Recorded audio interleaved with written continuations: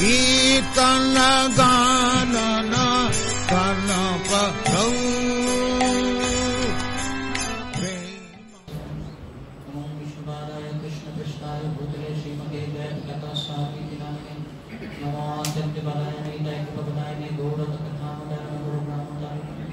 हरि ओम हरे कृष्ण।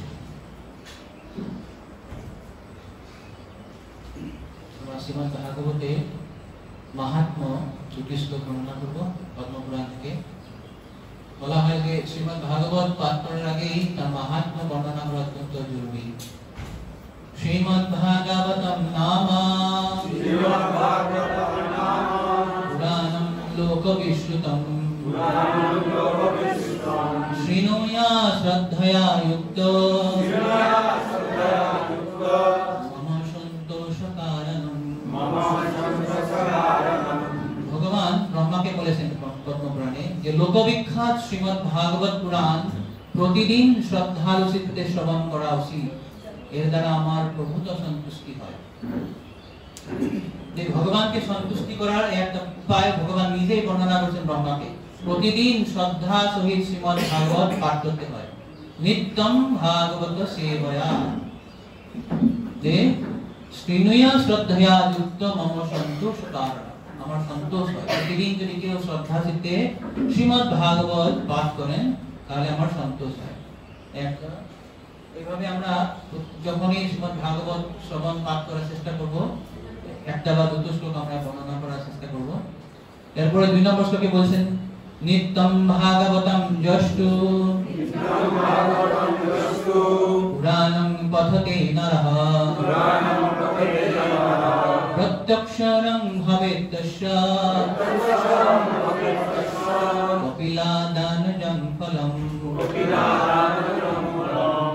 যে ব্যক্তি প্রতিদিন ভাগবত মহাপুরাণ পাঠ করে সে প্রতিটি অক্ষরের উচ্চারণের সাথে সাথে কপিলা গোদানের পুণ্য অর্জন করে। তাহলে আপনারা কত কপিলা গান গায় নাম করেছেন না? বলছেন যে প্রতিদিন যদি আমরা ভাগবত যদি উচ্চারণ করি, প্রতি অক্ষরে অক্ষরে উচ্চারণ করার সাথে কপিলা গোদানের পুণ্য অর্জন করা যায়। তো এইভাবেই শ্রীমদ্ ভাগবতের মহিমা স্কন্দ পুরাণ পদ্মপুরাণে বিস্তৃতভাবে বর্ণনা করা আছে। আমরা চেষ্টা করব এর পরবর্তীতে আস্তে আস্তে ধীরে ধীরে আমরা শ্রীমদ্ ভাগবতের মহিমা, আপনারা যারা প্রথম থেকে ছিলেন, প্রথম যখন আমরা শ্রীমদ্ ভাগবত শুরু করেছিলাম একবার আমরা সেখানে ভাগবতের মহিমা বর্ণনা করা হয়েছিল। একদম অল্প সময়ের মধ্যে, আধা ঘন্টার মধ্যে আমরা সেটা বর্ণনার চেষ্টা করেছিলাম। এরপরে আমরা পদ্মপুরাণের শ্লোক উচ্চারণ করে করে সেটার মহিমা উপলব্ধি করার চেষ্টা করব। তো এখন আমরা মূল পাঠে শুরু করি। তো গতবার আমরা আলোচনা করেছিলাম যে তৃতীয় অধ্যায় শুরু করেছিলাম। তৃতীয় অধ্যায়ে আমরা 1 থেকে 27 নম্বর শ্লোক পর্যন্ত আমরা আলোচনা করেছিলাম। তো 1 থেকে 27 যখন করেছি, সেখানে প্রথমে 5টা শ্লোকে সূত গোস্বামী পুরুষাবতার সম্বন্ধে আলোচনা করেছিলেন। যে তিনি 4 নম্বর শ্লোক বর্ণনা করতে গিয়ে, 4 নম্বর প্রশ্নের উত্তর দিতে গিয়ে তিনি প্রথম 5টা শ্লোকে পুরুষাবতার বর্ণনা করেছেন। যে পুরুষাবতার আছে কয় প্রকারের? 3 প্রকার। কি কি?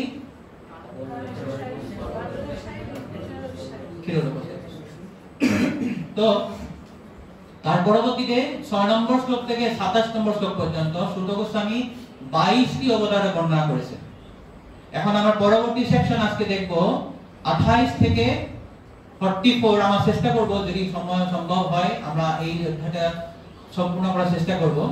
তো তার আগে গতবার আমাদের আলোচনা হয়েছিল কিভাবে জড়া প্রকৃতির সৃষ্টি হয়, প্রধান মহত্তত্ত্ব। তো প্রভুর আদেশ ছিল যে আমরা এটা আরো একটু বিস্তৃতভাবে আলোচনা করি। তো এটা দ্বিতীয় স্কন্ধের 5ম অধ্যায় থেকে নেওয়া হয়েছে। এটা আমরা একটু সাধারণ বর্ণনা করার চেষ্টা করি। যে কারণোদকসারী বিষ্ণু যখন কারণ সাগরে তিনি সাহিত থাকেন, তখন তিনি জড়া প্রকৃতির উপর ঈক্ষণ করেন। জড়া প্রকৃতির উপর, জড়া প্রকৃতি মানে প্রধান হচ্ছে যে জড়া প্রকৃতির যে তিনটি গুণ, যখন এই তিনটি গুণ নিষ্ক্রিয় অবস্থায় থাকে, একদম নিষ্ক্রিয়, ডরম্যান্ট, কোনো কিছু কাজ নেই, সত্য রজ তম তিনটি গুণ নিষ্ক্রিয় অবস্থায় যখন থাকেন, সেই অবস্থাকে বলা হয় প্রধান। সেই প্রধানের উপরে যখন কারণকোষায় বিষ্ণু ইক্ষণ করবেন, তো ইক্ষণ করার সাথে সাথে তিনি কি করেন, তিনি ইক্ষণ করে কাল রূপে, যে তিনি যে কাল শক্তি, তিনি যে সময় শক্তি, সেটা দিয়ে তিনি ইক্ষণ করেন। আর তার সাথে সাথে তিনি জীব, যে জীব ভগবত বিমুখ হয়ে, যে পরাধাম থেকে যারা বিচ্যুত হয়ে আসেন, তাদেরকে সেই জড়া প্রকৃতির মধ্যে তিনি নিবিষ্ট করেন। যেভাবে এক পুরুষ এক মহিলার গর্ভে তার বীজ দান করেন, সে একই ধরনের কারণকোষায় বিষ্ণু জড়া প্রকৃতির ভিতরে জীবকে ইমপ্রেগনেট করে, গর্ভবতী করে। আর তার সাথে সাথে জীব মানে জীবের সঙ্গে তার কর্ম আসবে এবং তার স্বভাবও আসবে। তিনটে জিনিস, জীব, তার কর্ম এবং স্বভাব, এই তিনটে জিনিস জড়া প্রকৃতির মধ্যে, প্রধানের মধ্যে যখন গর্ভবতী হবে, যখন ভিতরে প্রবেশ করবে, তখন কি হয়, কালের প্রভাবে সে প্রধান যে নিষ্ক্রিয় অবস্থা ছিল এখন উত্তেজিত হয়ে যায়।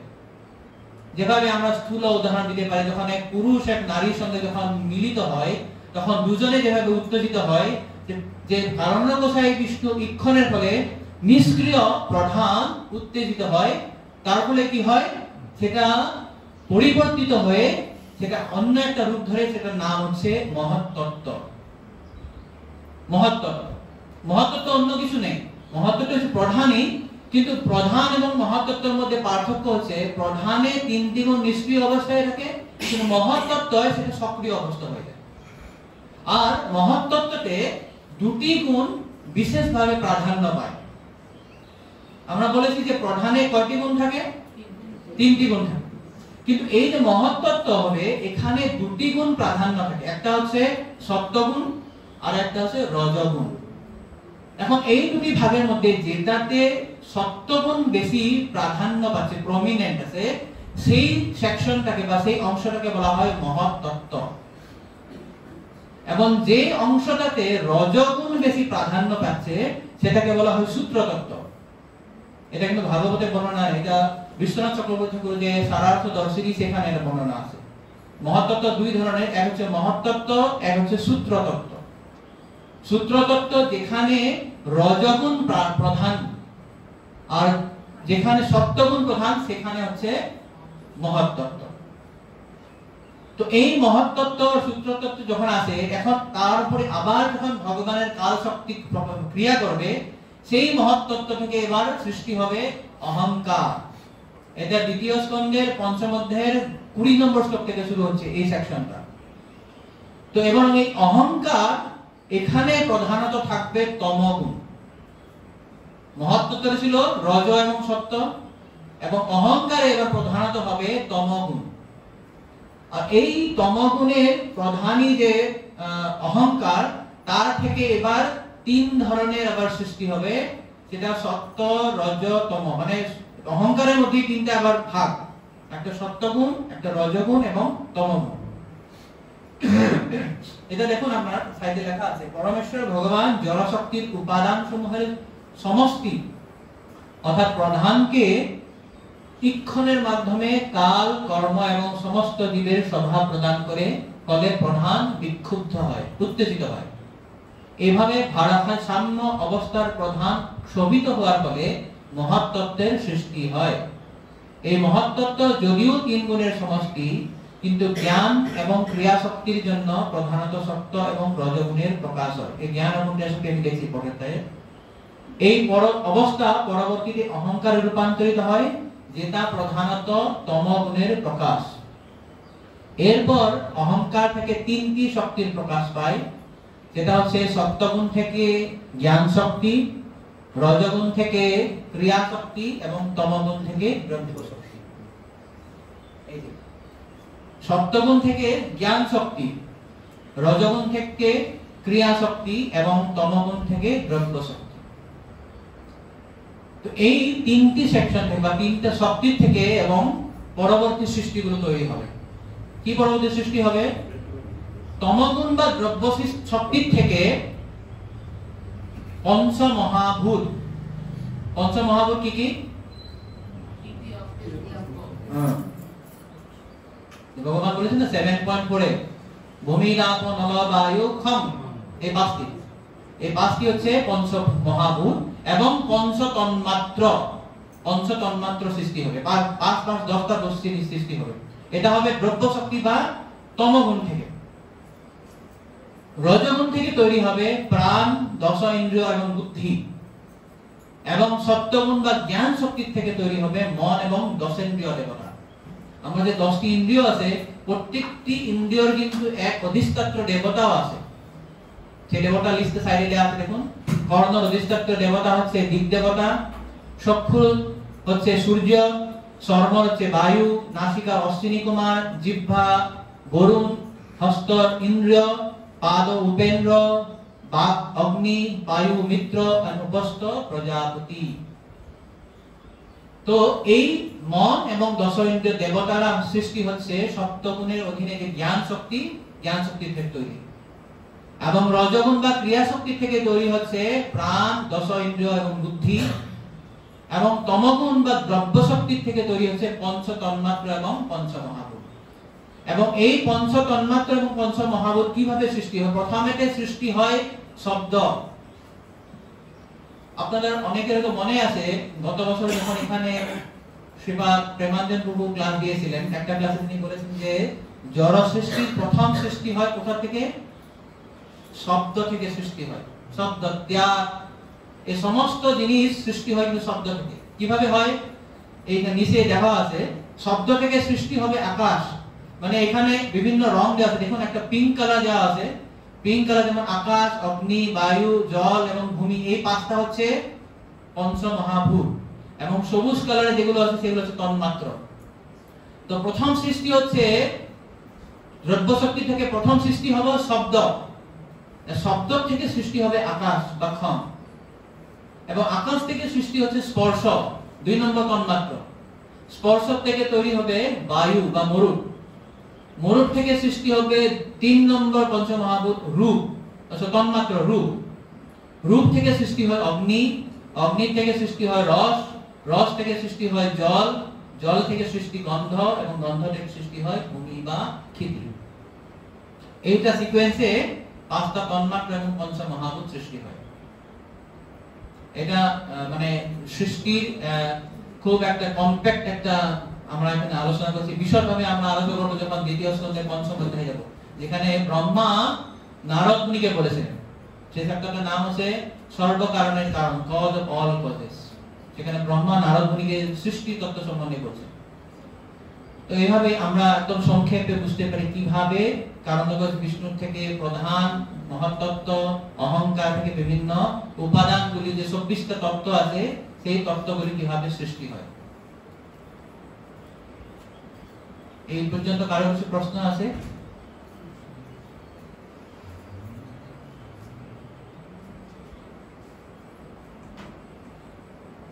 যদি না থাকে তাহলে আমরা পরবর্তী সেকশন যাচ্ছি, কারণ আজকের ক্লাসটা অনেক কটা সেকশন আছে।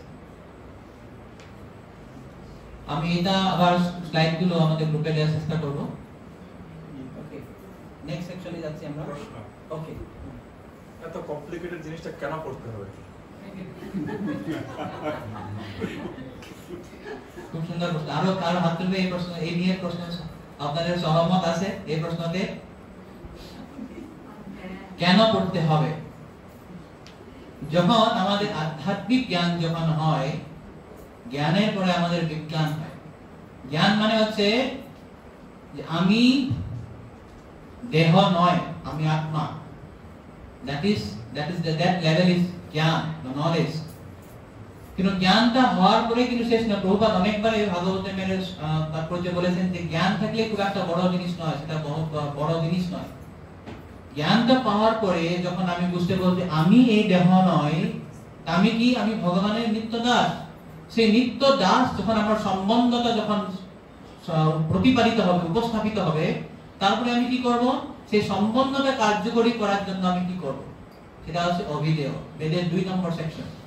বেদে যে জ্ঞান আছে, এটা 3টা ভাগে ভাগ করা যায়। জ্ঞান মানে সম্বন্ধ, অভিধেয় এবং প্রয়োজন। তো সম্বন্ধ সেকশনে হচ্ছে যে আমার কি সম্বন্ধ ভগবানের সঙ্গে, বা জড়জগৎ কি, জড়জগতের সঙ্গে আমার কি সম্বন্ধ, সেইটা হচ্ছে জ্ঞানের অংশ। তো আমি এখন বুঝলাম যে আমি ভগবানের নিত্য দাস, সেটা জ্ঞান। এখন সেটা করার বুঝার পরে আমি কি করব, সেই আমার সম্বন্ধটা কার্যকরী করার জন্য আমি যে কার্যকলাপ করব সেটা হচ্ছে অভিধেয়। যেমন একটা ছেলে আর মেয়ের বিয়ে না হওয়া পর্যন্ত তাদের মধ্যে কোনো সম্বন্ধ হয় না, সুতরাং তাদের মধ্যে কোনো কার্যকলাপও হয় না। যখন এই সম্বন্ধটা এস্টাবলিশ হবে, একটা মেয়ে একটা ছেলের সঙ্গে বিবাহ হয়, তখন তাদের মধ্যে সম্বন্ধটা এস্টাবলিশ হবে। তারপরে পরবর্তী কার্য আসবে যে অভিধেয়। কিভাবে আমি সম্বন্ধটা বজায় রাখবো, কেন বজায় রাখবো? আমার প্রয়োজন আছে। কি প্রয়োজন? যে আমি সংসার চালাবো, আমার পুত্র লাগবে, আমার সংসার লাগবে।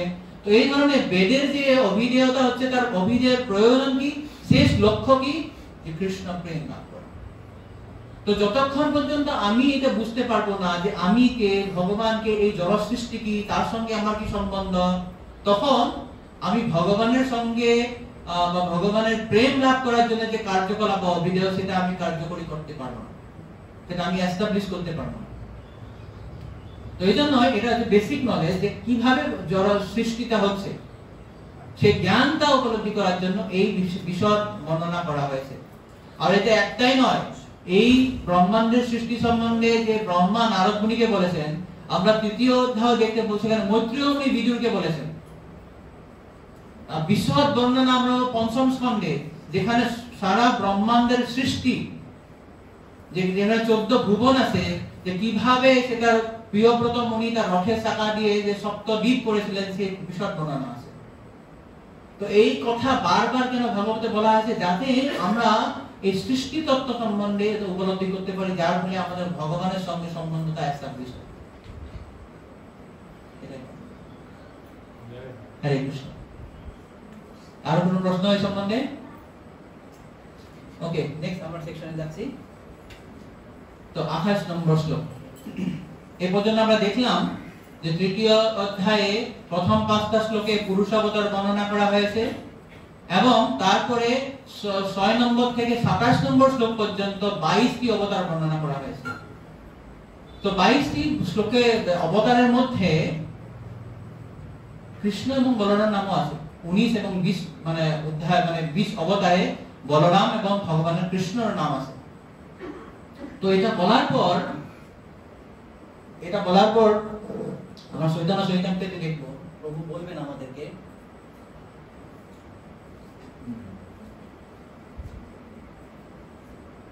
ওকে, এটা আছে চৈতন্য চরিতামৃতের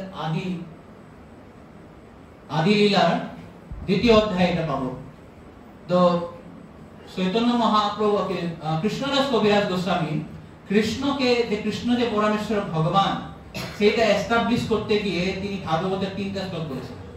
প্রথম শ্লোক বলেছেন, এতে সাংসকলা হুকুমসং কৃষ্ণস্তু ভগবান স্বয়ং, আমরা যেটা আজকে আলোচনা করব।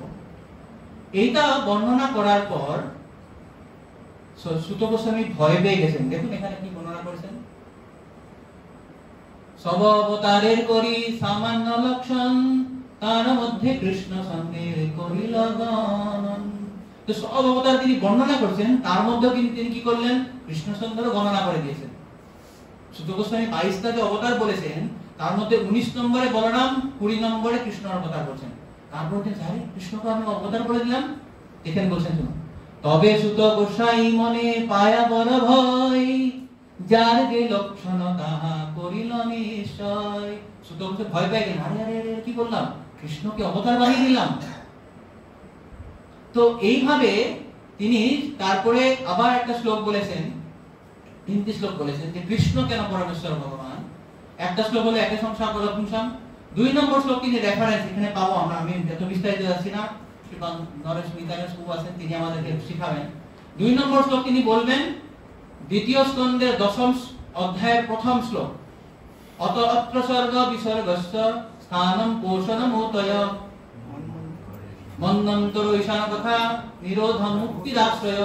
যে ভাগবতে যে 10টি বিষয় আছে, সেই 10টি বিষয়ের মধ্যে লাস্টটা হচ্ছে আশ্রয়। সেই আশ্রয় কি, আশ্রয় কোথায় বর্ণনা আছে, 10ম স্কন্ধে। 10ম স্কন্ধে কার বর্ণনা আছে, কৃষ্ণের বর্ণনা আছে। তো তো এই নবম অধ্যায়ে বিভিন্ন বিষয়গুলো বর্ণনা করার পর দশম স্কন্ধে তিনি সুখদেব গোস্বামী আশ্রয় বা ভগবান কৃষ্ণ বর্ণনা করেছেন, অর্থাৎ কৃষ্ণ হচ্ছেন সব কিছুর আশ্রয়। তারপরে তিনি আরেকটা শ্লোক বর্ণনা করেছেন, সেটা আছে 1.2.11 বদন্তি তত্ত্ব বিদস্তত্ত্বম যজ্ঞানমদ্বয়ম ব্রহ্মেতি পরমাত্মেতি ভগবান ইতি সত্যতে। তো এইভাবে কৃষ্ণরাজ কবিরাজ গোস্বামী তিনি কৃষ্ণ যে পরমেশ্বর ভগবান তিনি ব্যাখ্যা করেছেন। তখন আমরা দেখি এই শ্লোকটা অত্যন্ত গুরুত্বপূর্ণ শ্লোক। এতেষাং সকলঃ পুংসঃ কৃষ্ণস্তু ভগবান স্বয়ং ইন্দ্রারি ব্যাকুলম লোকম মৃদয়ন্তি যুগে যুগে। তো এই শ্লোকটাকে বলা হয়েছে এতেষাং সকলঃ পুংসঃ, মানে এতে মানে হচ্ছে এই সমস্ত, এতে মানে এর আগে যে বর্ণনা দেওয়া হলো, এতে এই সমস্ত, স মানে হচ্ছে যা যা আমি 22টা বর্ণনা দিয়েছি তাছাড়া আর যার অবতারগুলো আছে। এতে মানে এই পর্যন্ত 22টা অবতার বর্ণনা করা হলো। স মানে হচ্ছে আর যারা বর্ণনা করা হয়নি তারা কি অংশ কলাহ। অংশ মানে হচ্ছে ভগবানের একটা অংশ অবতার, আর কলা মানে হচ্ছে অংশের অবতার, অংশের অংশ। যেমন ধরুন আমার এই শরীর, এই শরীরের একটা অংশ হচ্ছে আমার হাত, রাইট? এটা হাতটা হচ্ছে আমার শরীরের একটা অংশ, এবং হাতের অংশ হচ্ছে আমার এই আঙ্গুলগুলো, ফিঙ্গার্স। তো আঙ্গুলগুলো হচ্ছে এই অংশের অংশ, বোঝা গেল? হাতটা হচ্ছে আমার শরীরের অংশ, আর আঙ্গুলগুলো হচ্ছে আমার এই হাতের অংশ। অংশ মানে হচ্ছে ভগবানের যে অংশ অবতার, আর কলা বলা হয় যে অংশের অংশকে বলা হয় কলা। এই যে 22টি অবতার যে বর্ণনা করা হয়েছে, আর তাছাড়া যেগুলো বর্ণনা করা হয়নি তারা হচ্ছে অংশ বা অংশের অংশ, তার অংশ বা কলা। কার কার অংশ বা কার কলা? কোন ভগবান? কৃষ্ণ, বলরাম বলেছেন পুংসঃ। পুংস মানে পরম পুরুষ, কারণ মানে পুরুষ অবতার। এখানে যে পুংস বলা হয়েছে এটা পুরুষ অবতারের কথা বলা হয়েছে। কি পুরুষ অবতার বলা হয়েছে? আপনারা দেখুন, যদি 1 নম্বর শ্লোক যদি দেখেন, এই 3য় অধ্যায়, এখানে বলেছেন জগৃহে পৌরুষং রূপম ভগবান মহদাদিবিহি সংভূতম ষোড়শ কলম আদৌ লোক সৃষ্টিক্ষয়া।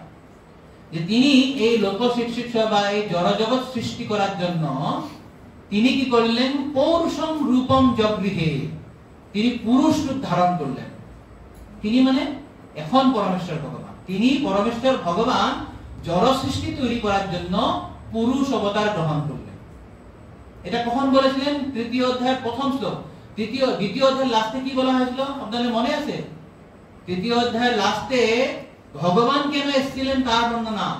3 নম্বর প্রশ্নের উত্তর দিয়েছিলেন। 3 নম্বর প্রশ্ন কি ছিল মনে আছে? কৃষ্ণ কেন অবতার। আচ্ছা, 4 নম্বর প্রশ্ন কি ছিল? পুরুষ অবতার। তো এই 4 নম্বর প্রশ্নটা সূত গোস্বামী আগে দিয়েছে, 3 নম্বর প্রশ্নের উত্তরটা পরে দিয়েছে, 2য় অধ্যায়ের শেষে দিয়েছে। কেন? আমি বলেছিলাম কৃষ্ণ যে এখানে আসবে, দেবকী গর্ভে আসবে, আসার আগেই কোথায় আসবে? এইখানে এসে না, ধরাধামে এসেছে, জড় জগতে এসেছে। তো জড় জগৎটাকে সৃষ্টি করতে হবে। তো জড় জগৎ কে সৃষ্টি করবে? কেউ তো সৃষ্টি করতে হবে। এই জড় জগৎ সৃষ্টি করার জন্য পুরুষ অবতার তিনি বর্ণনা করেছিলেন। সেখানে 1.2.30-33 30 নম্বর থেকে 33 নম্বর শ্লোক পর্যন্ত সেখানে সংক্ষেপে তিনি পুরুষ অবতার কথা বলেছিলেন। অর্থাৎ তিনি 4 নম্বর শ্লোকের কথা উত্তর দিয়ে, প্রশ্নের উত্তর দিয়ে 3 নম্বর শ্লোকটা তিনি বললেন কৃষ্ণ কেন আসে সেটা দিয়েছিলেন 1.2.34, যে তিনি বদ্ধজীবকে উদ্ধার করার জন্য, যারা সত্য গুণে আছে। মনে আছে আপনাদের?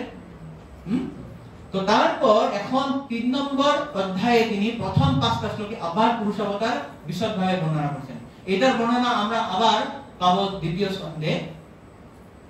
তো এখানে বলেছেন প্রথম শ্লোকে যে জগৃহে পুরুষং রূপম, পরমেশ্বর ভগবান এখন যে জড়া সৃষ্টি করতে হবে, তো তার জন্য তিনি পুরুষ অবতার গ্রহণ করলেন।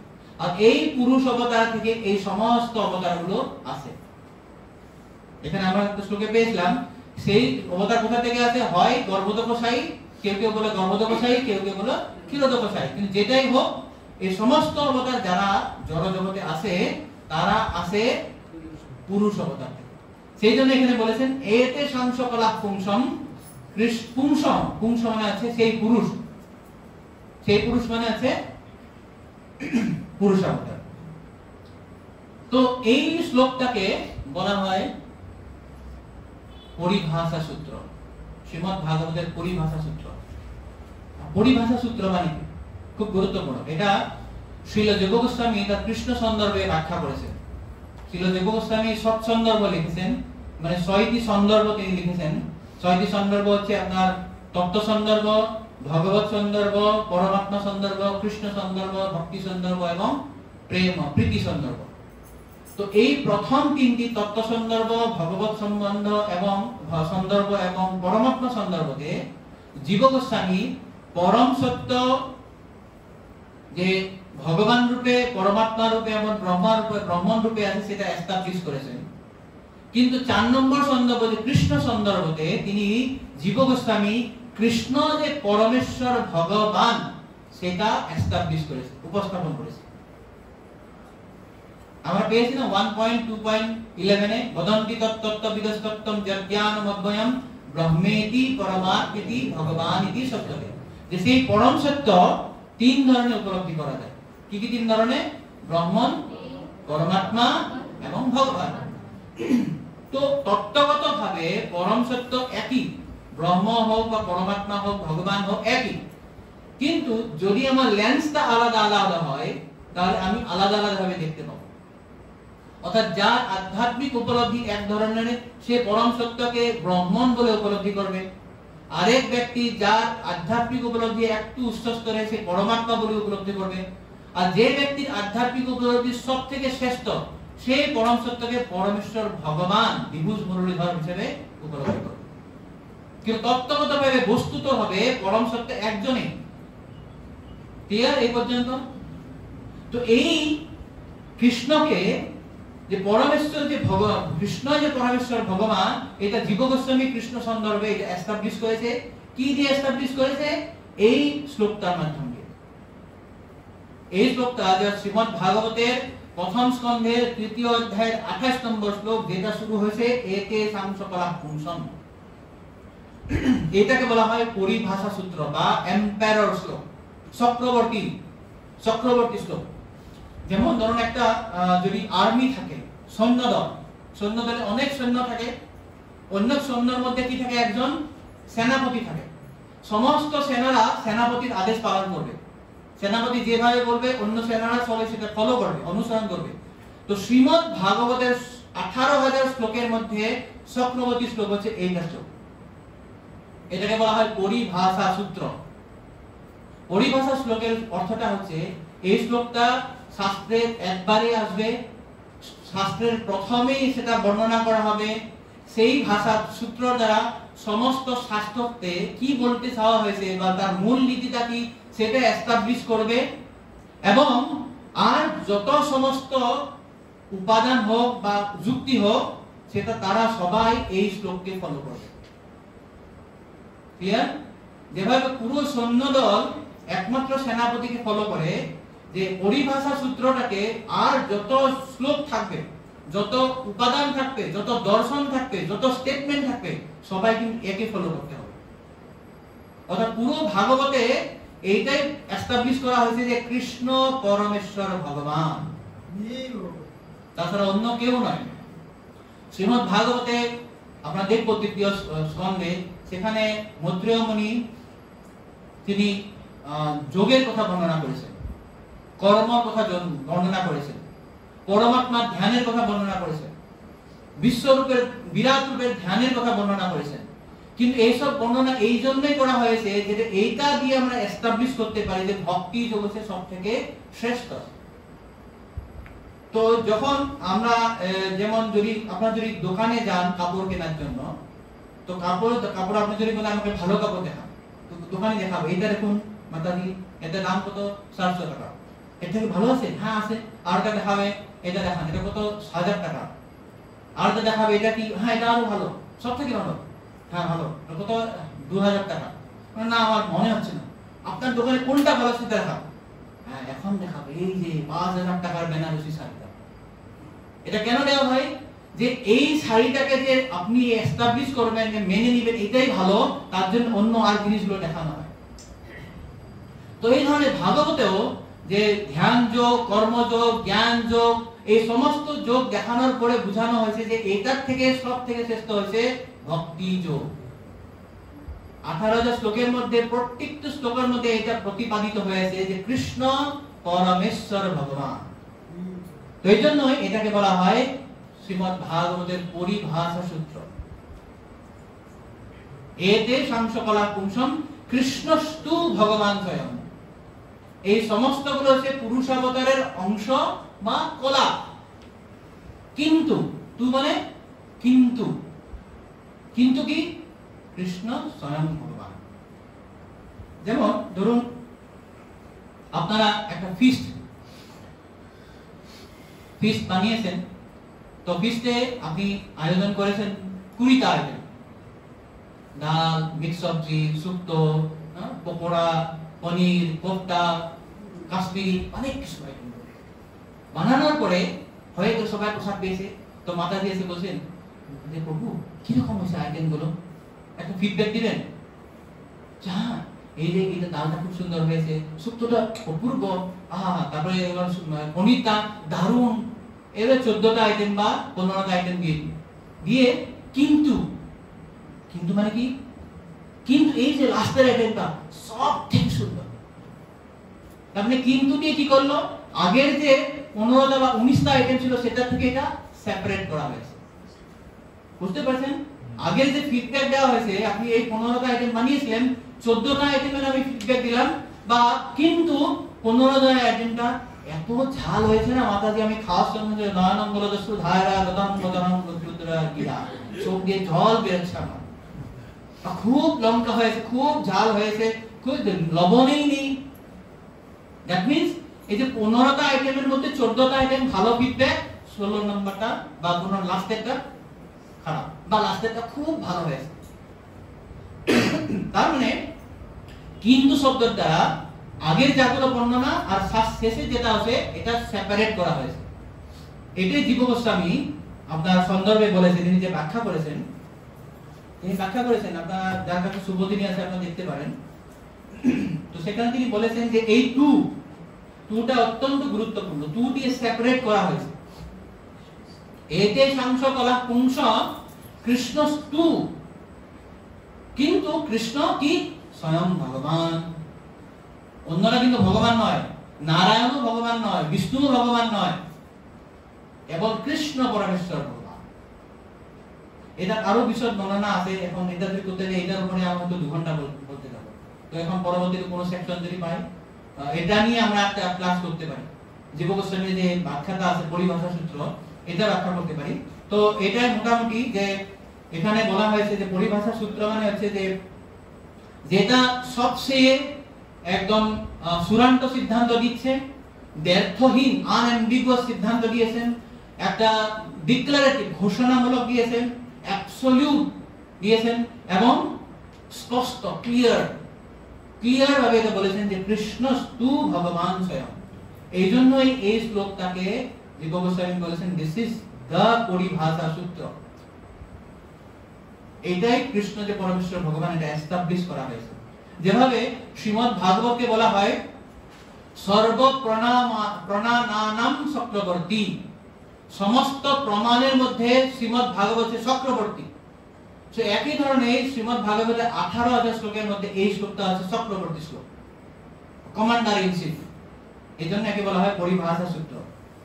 তো এইভাবে ভগবত গীতা তো আমরা পাই, যেখানে কৃষ্ণ বলেছেন যে তার থেকে সমস্ত অবতার বর্ণনা হয়েছে বা এসেছে। সেই শ্লোকটা জানেন কেউ? কৃষ্ণ বলেছেন যে আমার থেকেই যুগে যুগে আমার অবতার, আমি অবতরণ গ্রহণ করি। এখানে যেরকম বলেছে মৃদয়ন্তি যুগে যুগে, তো শ্রীমদ্ ভগবত গীতা তো এরকম আছে একটা শ্লোক। ক্লু দিব, চতুর্থ অধ্যায়।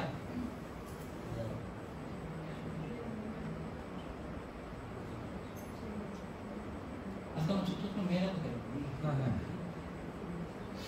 প্রথম লাইনে বলে দিয়েছে। আমাদের বলতে হবে এই একই দুটো শ্লোক কিন্তু আছে, এখানে যেরকম আছে যুগে যুগে, সেখানে আছে যুগে যুগে।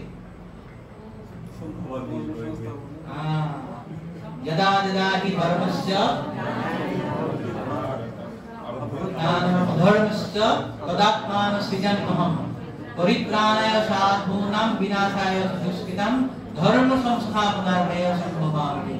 তো সেখানে বলেছেন আমি যুগে যুগে আসি, এখানে বলেছেন না হৃদয়ন্তি যুগে যুগে, যে সেখানে যখন ধর্ম জ্ঞানী হয়, যখন অধর্ম বেড়ে যায়, তো সন্তকে মহাত্মাকে উদ্ধার করার জন্য, পাপীদেরকে শাস্তি দেওয়ার জন্য ভগবান যুগে যুগে আসে।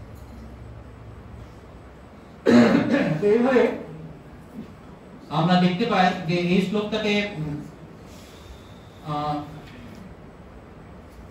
আপনারা দেখেন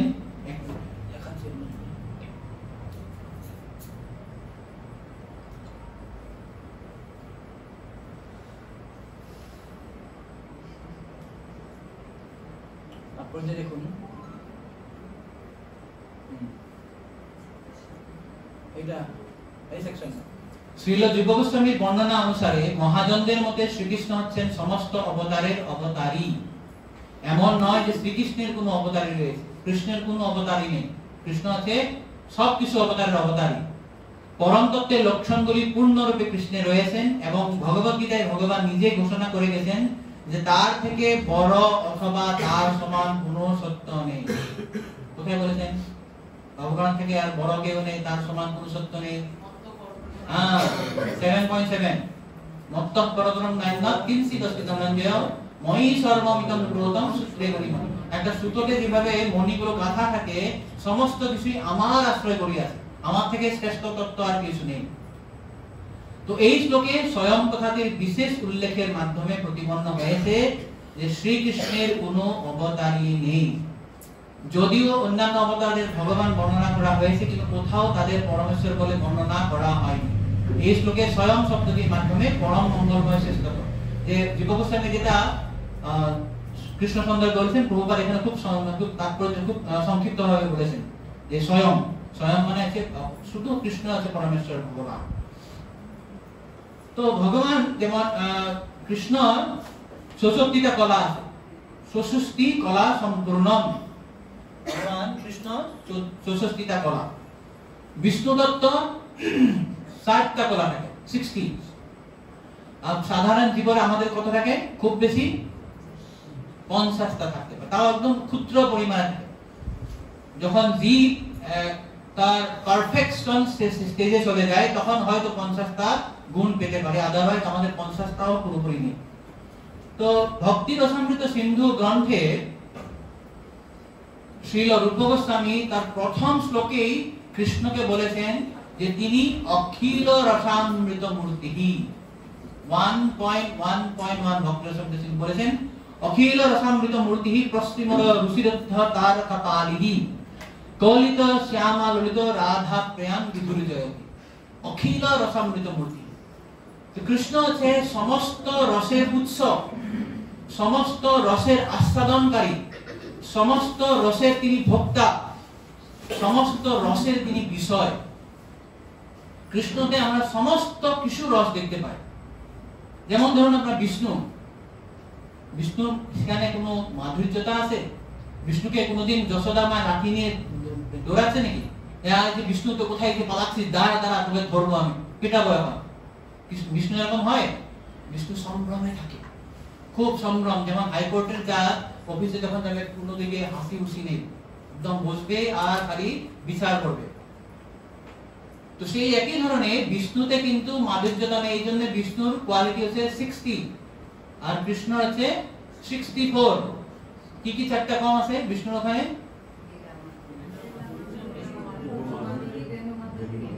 আর পরিকর মাধুরী, মানে উনি সমস্ত সবসময় তার বন্ধু পরিকর নিয়ে, পার্শ্বদ নিয়ে থাকে।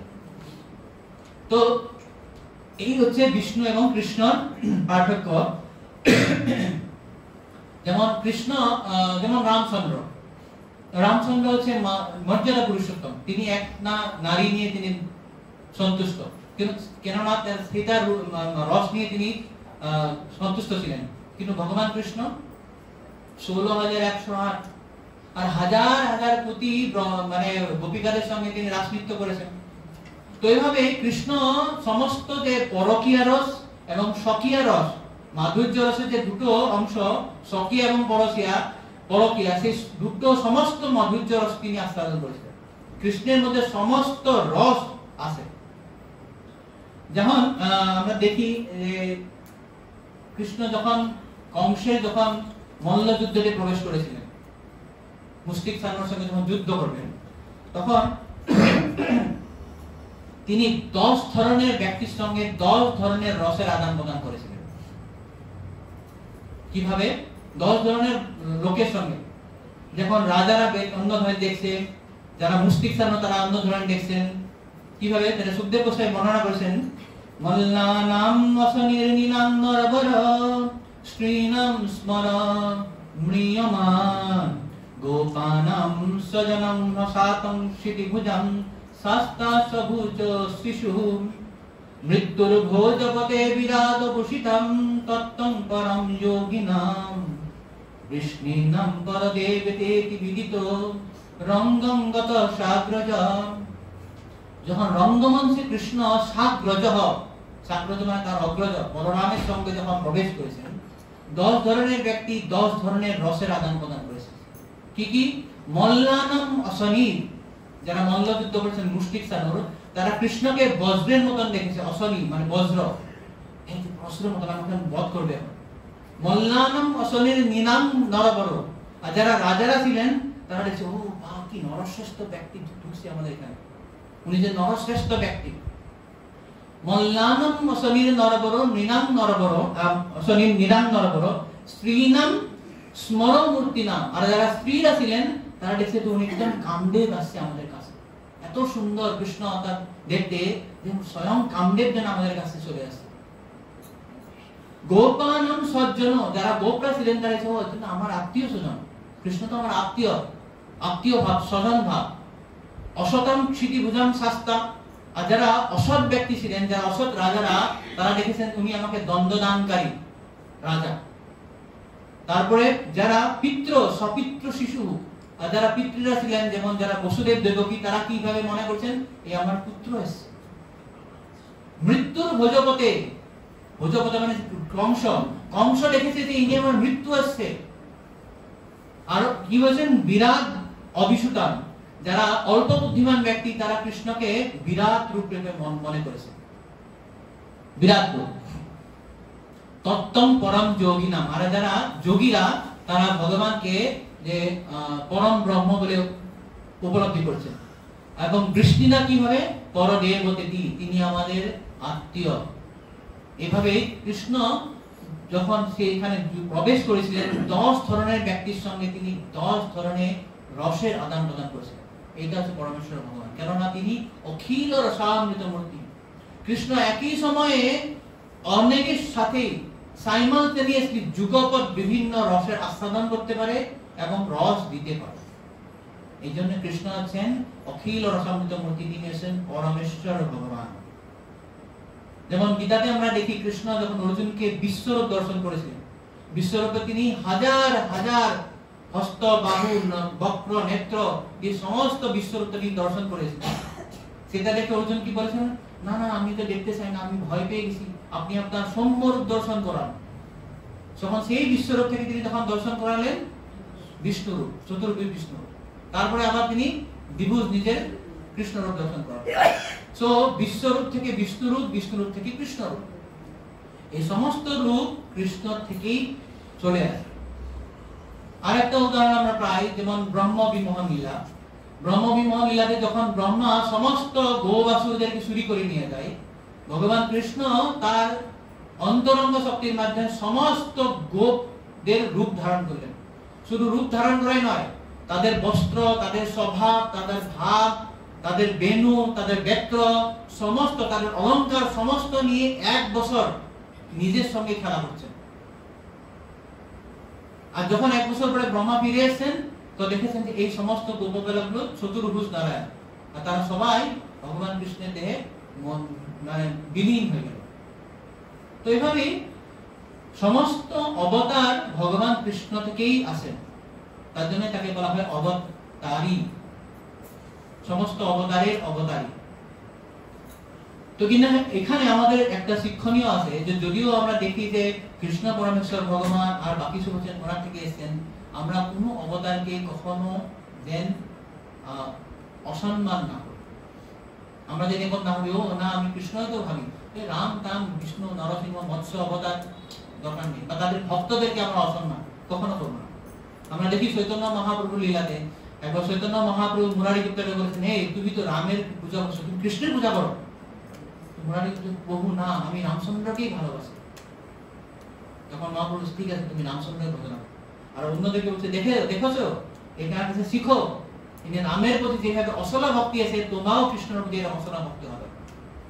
তো এইভাবে আমরা যখন দেখি কোনো ব্যক্তি যদি কোনো প্রামাণিক বিষ্ণু তত্ত্বের যদি ভক্ত হয়েছে, সেখানে আমরা কোনো কিছু বলার অধিকার নেই।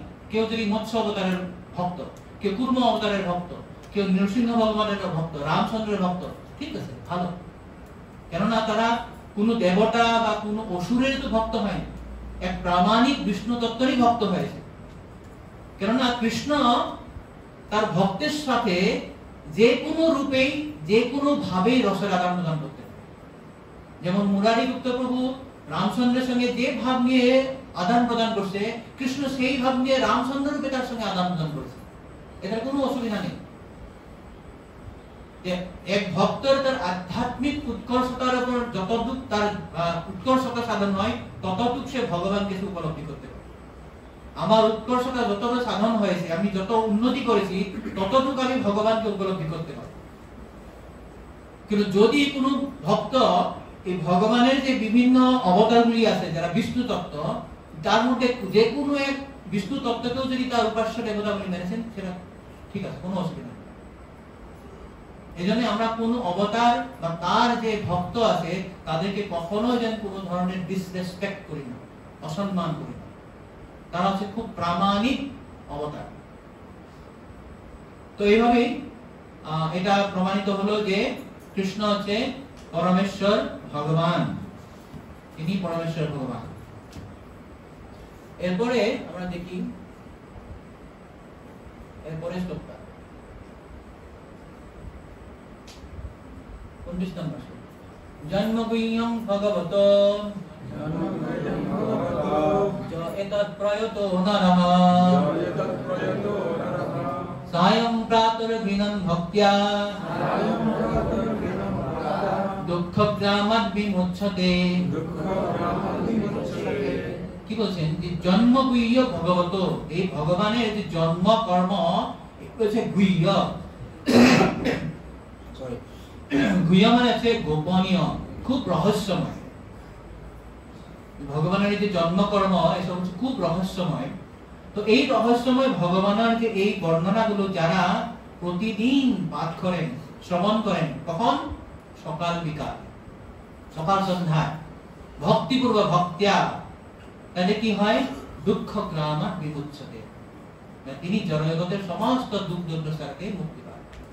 এটা অ্যাকচুয়ালি সূত গোস্বামী এখন ফলশ্রুতি বলছেন। এই যে এতদূর পর্যন্ত তিনি ভগবানের বিভিন্ন অবতারগুলো বর্ণনা করলেন, বর্ণনা করার পর তিনি বললেন যে ভগবানের এই যে অবতার, এটা ক্ষুদ্র একটা লিস্ট আমি বললাম, শুধুমাত্র 22টা অবতার বললাম, অসংখ্যাহি যে অবতারহা, ভগবানের অবতার অসংখ্য। এটা বলার পর তিনি বললেন যে কৃষ্ণস্তু ভগবান স্বয়ং। তো তারপরে এখন বলছেন যে এই যে ভগবানের বিভিন্ন অবতার যার কর্ম অত্যন্ত রহস্যময়, সেটা যদি কেউ প্রতিদিন সন্ধ্যা এবং সকাল যদি ভক্তি সহকারে পাঠ করেন, তার কি হয়? দুঃখ গ্রামাৎ বিমুচ্যতে, সমস্ত দুঃখ থেকেই নিবৃত্তি পায়। তো প্রভুপাদ এখানে তাৎপর্য দেখবেন, ভগবদ গীতার 4.9 শ্লোকটা তিনি কোট করে বলেছেন যে জন্মকর্ম সময়ে দিব্যং এবং ব্যক্তিত্বতঃ। তিনি বলেছেন যে কেউ যদি তত্ত্বগতভাবে ভগবানের জন্মকর্ম সম্বন্ধে অবগত হন, তাহলে কি হয়? দেহত্যাগের পর সেই জড়জগতের বন্ধন থেকে মুক্ত হয়ে ভগবত ধামে ফিরে যেতে পারে। এটা ডিস্ট্রেস রিমুভাল ফর্মুলা। আমাদের জীবনে অনেক ডিস্ট্রেস আছে না, স্ট্রেস আছে না, খুব অ্যাংজাইটি, আমাদের দুঃখ কষ্ট এসব আমাদের জীবন থাকে। তো এটা থেকে মুক্তি পাওয়ার উপায় এখানে সুত গোস্বামী ফলশ্রুতি বলছে। তো এই ধরনের আমরা আরো পাই দশম স্কন্ধে খুব সুন্দর একটা শ্লোক আছে, বর্ণনা করেছেন যে কিভাবে ব্রজবাসীরা তাদের প্রতিদিন দৈনন্দিন দুঃখ থেকে মুক্ত ছিলেন। কারণ আমাদের এখানে তো আমাদের ছেলে যখন স্কুলে যায় বা মেয়েরা স্কুলে যায়, স্কুল থেকে ফিরে না আসা পর্যন্ত আমাদের কি হয়, টেনশন থাকে না, কখন আসবে, সব জন ঠিক থাকে, রাস্তায় যেন অসুবিধা না হয়। তো একই অবস্থা ব্রজবাসীদেরও ছিল। কৃষ্ণ যে এই যে গোসারণে গেছেন, কবে ফিরবে, প্রতিদিন সেখানে অসুরের উৎপাত।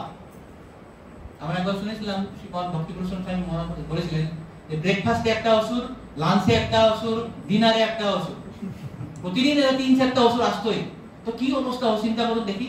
আর অসুরগুলো আমাদের মতন নয়, একগুলো তৃণাবর্ত ওকে নিয়ে একদম হাজার হাজার মাইল উপরে উঠে যায়, একগুলো পুতনার মতন অসুর এসে বলে এদের মেরে ফেলবে, একদম হাজার হাজার যোজন। এইরকম অসুর যখন আমাদের ছেলে মেয়েকে ধরে নিয়ে যায়, আমরা বেঁচে থাকবো? তো তারা কিভাবে বেঁচে ছিলেন এটা চিন্তা করুন, ব্রজবাসীরা কিভাবে ছিলেন।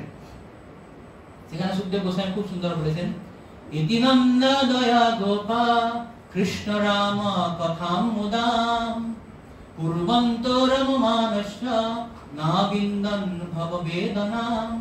তাদের ভব বেদনা ছিল না। এই যে ভব বেদনা, আমরা যে ভব বেদনা আমাদের হচ্ছে না, তাদেরও ছিল, কিন্তু তারা সেটা উপলব্ধি করেনি। কেন? ইতি নন্দা দয়া গোপা কৃষ্ণ রাম কথাম মুদাম। রাম এবং বলরাম, রাম এবং কৃষ্ণের যে কথা, তাদের যে লীলা, সেটা বর্ণনা করতে করতে তারা এত আনন্দ পেত, আনন্দ পেয়ে পেয়ে কি হতো, কুর্বন্ত রমমানস, তারা অত্যন্ত আনন্দ পেত। আর সেই আনন্দের ফলে কি হয়, না বিন্দন ভব বেদনা, তারা কখনো ভব বেদনাই ছিল না। তো এটা হচ্ছে আমাদের জীবনের ডিস্ট্রেস ফর্মুলা। আমাদের জীবনে যত বেদনা আছে, সমস্ত বেদনা থেকে উদ্ধার করার একটা উপায় আছে কৃষ্ণ কথা বলা। এর আগে আমরা আলোচনা করেছিলাম যে আমরা সাধারণত যখন ক্লাসে বসি বা ক্লাস দেই, তখনই আমার কৃষ্ণ কথা। যখন এই ক্লাস থেকে বেরিয়ে যাই, তোমার বাড়িটা হলো, ঠিকঠাক হলো, এই যে আমাদের এই যে সামনে সুয়েজ রাস্তা বানিয়েছে, আমাদের কখন হবে, এখন বৃষ্টি আসলে এখানে কাদা হয়ে যাবে, জল হয়ে যাবে, কিভাবে যাব, এই মন্দিরে এই পলিটিক্স চলছে, আমাদের সেটাই কথা। তারপরে আমাদের স্ট্রেসটা আরো বাড়ে, জপে রুচি হয় না, ভজনে রুচি হয় না। কিন্তু শাস্ত্রে বলেছে সেভাবে আমাদের উদ্ধার হবে না। আমাদের ভব বেদনার থেকে যদি উদ্ধার পেতে হয়, সব সময় আমাদের কৃষ্ণ কথা বলতে হবে। একাদশ অধ্যায়ে খুব একটা সুন্দর বলেছেন যে আমরা শুধুমাত্র 10 জন লোক বসে বা এখানে গরু কথা হলে, বুধবারে ভাগবত হলে, শুক্রবারে ভাগবত হলে সেখানে শুনবো, আর অন্য না। যখনই এক ভক্ত আরেক ভক্ত সঙ্গ হবে, তখনই শুধুমাত্র কৃষ্ণ কথা বলতে হবে। পরস্পরান কথনম পাবনম ভগবত যশঃ মিথোরতি মিথো তুষ্টি নিবৃত্তির মিথো আত্মনঃ। পরস্পরান কথনম, যখন এক ভক্ত আরেক ভক্তের সঙ্গে যখন যুক্ত হবে, হরি কথা বলবে। এই হরি কথা কি হচ্ছে, পাবনম ভগবত যশঃ। এই যে হরি কথা আছে, অত্যন্ত পাবনকারী, পুণ্যকারী, আনন্দদায়ক। কারণ আমার কি হয়, 3টি লাভ হবে। মিথোরতি মানে আমাদের মধ্যে আকর্ষণটা বাড়বে। এখন আমাদের মধ্যে কারো কারো আকর্ষণ বাড়ে যখন আমার স্বার্থটা উনি পূরণ করেছেন, আমার বিজনেসটা উনি হেল্প করেছেন, আমাকে টাকা পয়সা দিয়েছেন, আমাকে সাহায্য করেন, তার সঙ্গে আমার আকর্ষণ আছে। অন্য ভক্ত আমাকে আকর্ষণ মানে সাহায্য করছেন না, তার প্রতি আমার আকর্ষণ নেই। কিন্তু ভক্তের সঙ্গে যদি আকর্ষণটা বাড়াতে হয়, কৃষ্ণ কথা বলতে হবে। ফার্স্ট লাভ হচ্ছে মিথোরতি। 2 নম্বর হচ্ছে মিথো তুষ্টি। তুষ্টি মানে আমার পুষ্টি হচ্ছে, আমার স্যাটিসফ্যাকশন। এই যে আমি জব করছি বা মায়াপুরে আসি বা ধামে আসি, যা কিছু করছি, আমি যদি কৃষ্ণ কথা কেন্দ্রিক না করি, কৃষ্ণ কেন্দ্রিক যদি না করি, যান্ত্রিক ভাবে যদি করি, আমার সন্তুষ্টি হবে না। করতে বলছি করছি। ভাগবত মহারাজ বলেছেন যে এখন যে কি বলে ভাগবত সপ্তাহ আসবে, যে এখন ভাগবত আসবে না, ভাগবত কি বলে ভাদ্র পূর্ণিমা ভাগবত মহারাজ আমাকে টার্গেট দিয়েছে, এবার তোমাকে 100টা ভাগবত দিতে হবে। সেটা আমার চিন্তা, কাকে দিব করছি, কিন্তু সন্তুষ্টি নেই। তো মিথো রতি মিথো তুষ্টি কখন আসবে? ভগবানের কথা যখন বলবে। আর 3 নম্বর বেনিফিট, নিবৃত্তির মিথাত্মনঃ, যে এই জড় জগৎ থেকে যে আমার যে সম্পর্ক আছে, জড় বিষয়ের প্রতি সম্পর্ক, সেটা থেকে আমি দূরে যাব। 3টি আমাদের লাভ। তো এইভাবে যখন আমরা পরস্পর ভগবানের কথা যখন বলবো, কোনো ধরনের আমার আর জড় বেদনা থাকবে না। একই একটা শ্লোক, একই ধরনের কথা, আমরা কিভাবে জড় বিষয় থেকে আমরা বেরিয়ে যাব, জড় দুঃখ থেকে, সেটা নারদ মুনি বলবেন 6ষ্ঠ অধ্যায় 1.6.34, এখানে বলছেন এতদ্ধিরাতুরসিক্তানাম মাত্রাস্পর্শিস্বয়ামুঃ ভবসিন্ধপ্লবদ্রষ্ট হরিশরিয়ানুবর্ণনম। এতদ্ধির আতুরসিক্তানাম, আমাদের চিত্ত এখন আতুর হয়ে আছে। কেন আতুর হয়ে আছে? মাত্রাস্পর্শিস্বয়ামুঃ, মানে আমাদের ইন্দ্রিয়গুলো ইন্দ্রিয়র বিষয়ের সঙ্গে যখন সংস্পর্শে আসে, প্রতি মুহূর্তে আমাদের আতুরতা বাড়ে। কিভাবে হয়? যখনই আমার ইন্দ্রিয় কৃষ্ণ বাদে অন্য কিছু ভোগ বিলাসের জন্য যাবে, আমার চোখ মানে কৃষ্ণ ছাড়া অন্য কিছু বিষয়ের উপর ধাবিত হবে, কর্ণ অন্য বিষয়ে ধাবিত হবে, মন অন্য বিষয়ে ধাবিত হবে। কৃষ্ণ ছাড়া যখন অন্য ইন্দ্রিয় বিষয়ের প্রতি ধাবিত হবে, তখন কি হয়? প্রতি মুহূর্তে আমার আতুরতা বাড়ে। তো নারদ মুনি ব্যাসদেবকে সমস্ত উপদেশ দেওয়ার পর তিনি বলেছেন যে এইটাই নির্ণয় করা হয়েছে যে এই যে জীব যারা প্রতি মুহূর্তে ইন্দ্রিয় এবং ইন্দ্রিয় বিষয় সংস্পর্শে আসার ফলে তার যে আতুরতা বাড়ছে, এটা থেকে উদ্ধার কিভাবে পাবে? ভবসিন্ধু প্লবদ্রষ্ট। ভব মানে হচ্ছে এই ভবসাগর, সিন্ধু মানে সাগর, প্লব মানে হচ্ছে নৌকা। এই ভবসাগর থেকে উদ্ধার পাওয়ার একটাই নৌকা, সেটা হচ্ছে কি? হরিশরিয়ানুবর্ণনম, অনুবর্ণনম, ভগবানের কথা অনুবর্ণন করা। এভাবে যদি আমরা ভগবানের কথা অনুবর্ণন করি, আমাদের কোনো ধরনের দুঃখ থাকবে না।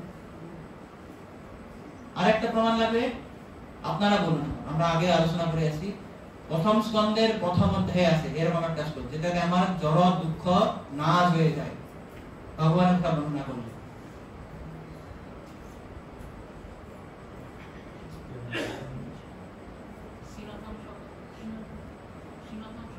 এটা ফার্স্ট চ্যাপ্টার না, সেকেন্ড চ্যাপ্টার। এটা ফার্স্ট চ্যাপ্টার। আচ্ছা, এবং প্রশ্নটা কোন সময়? না, এটা দ্বিতীয় অধ্যায়। আর একটা ক্লু প্রথম 3টা শ্লোকের মধ্যে আছে, আর থেকে আর বেশি ক্লু দেওয়া যাবে না। 2 নম্বর। তাপত্রয় উন্মূলনম, ধর্ম প্রজ্জিত করিতবত্র পরম নির্মৎসরানাং সতাম বেদ্যম বাস্তবমত্র বস্তু শিবনম তাপত্রয় উন্মূলনম।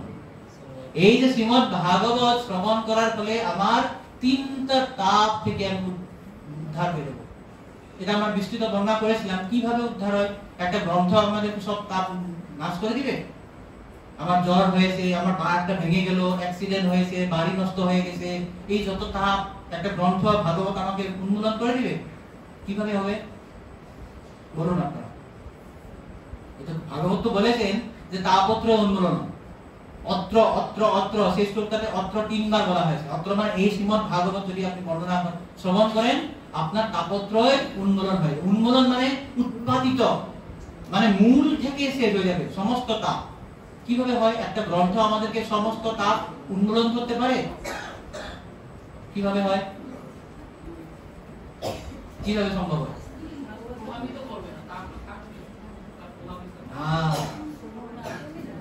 আমরা যতক্ষণ পর্যন্ত জড় জগতে আছি, সমস্ত দুঃখ থাকবেই, এটা ধরে নেন। পাণ্ডবরা, দ্রৌপদী, কুন্তী মহারানী, ধ্রুব মহারাজ, প্রহ্লাদ মহারাজ, যত সব আছে মহান মহান ভক্ত, তাদের জীবনে দুঃখ ছিল না? ছিল তো। তারা কেন প্রভাবিত হয়নি? কেননা তারা 100% কৃষ্ণ কনসিয়াস। যদি আমরা শ্রীমদ্ ভাগবতের আশ্রয় নিব, এইটা অধ্যয়ন করার ফলে আমরা কি হব, যে কিভাবে দুঃখকে নিতে হয়, সামাল দিতে হয়, সেটা আমরা আমাদের কনসিয়াসনেসটা উত্তরণ হবে, আমাদের মনোভাবের উত্তরণ হবে। আমরা সেটার দ্বারা কখনো প্রভাবিত হব না। কেননা আমরা যখন দেহাত্ম বুদ্ধিতে থাকবো না, বডিলি কনসিয়াসনেসের আমরা উপরে উঠে যাব। আমরা এটা সত্যি করে বুঝবো যে আমি দেহ নয়। এটা এখানে পরবর্তীতে আলোচনা হবে যে যখন আমরা এটা বুঝতে পারবো যে আমি দেহ নয়, তখন এই দেহজাত যে যত কষ্ট সেটা আমাকে কোনো আঘাতই দিবে না। এই মনোবৃত্তি বা এই উপলব্ধিটা শুধু শ্রীমদ্ ভাগবত পড়ার ফলে হবে।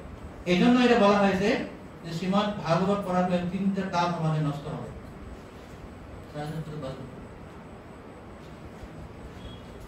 কি বলবো? আর একটু বলবো? ওকে, ঠিক আছে। এর পরের শ্লোকটা আমরা দেখি। এটা একটা সেকশন। এই সেকশনটাতে বলা হলো যে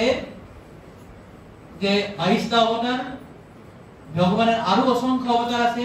তারপরে সুত গোস্বামী এস্টাবলিশ করেছেন যে কৃষ্ণ হচ্ছে পরমেশ্বর ভগবান, এবং এই অবতার সমূহের কথা যদি আমরা বর্ণনা করি তাহলে আমাদের সমস্ত জগৎজাগতিক দুঃখ থেকে আমরা উদ্ধার পাবো।